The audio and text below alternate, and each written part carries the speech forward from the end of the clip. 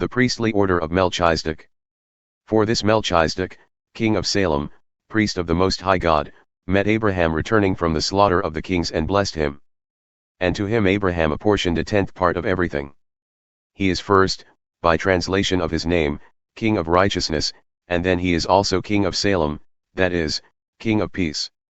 He is without father or mother or genealogy, having neither beginning of days nor end of life, but resembling the Son of God he continues a priest forever. See how great this man was, to whom Abraham the patriarch gave a tenth of the spoils. And those descendants of Levi who receive the priestly office have a commandment in the law to take tithes from the people, that is, from their brothers, though these also are descended from Abraham. But this man who does not have his descent from them received tithes from Abraham and blessed him who had the promises. It is beyond dispute that the inferior is blessed by the superior. In the one case tithes are received by mortal men, but in the other case, by one of whom it is testified that he lives. One might even say that Levi himself, who receives tithes, paid tithes through Abraham. For he was still in the loins of his ancestor when Melchizedek met him. Jesus compared to Melchizedek.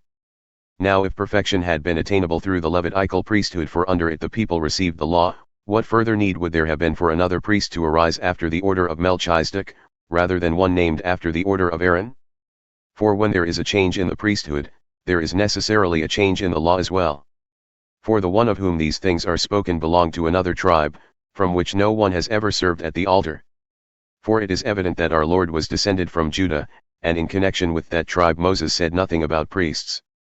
This becomes even more evident when another priest arises in the likeness of Melchizedek, who has become a priest, not on the basis of a legal requirement concerning bodily descent, but by the power of an indestructible life. For it is witnessed of him, "You are a priest forever, after the order of Melchizedek." For on the one hand, a former commandment is set aside because of its weakness and uselessness. For the law made nothing perfect, but on the other hand, a better hope is introduced, through which we draw near to God. And it was not without an oath. For those who formerly became priests were made such without an oath.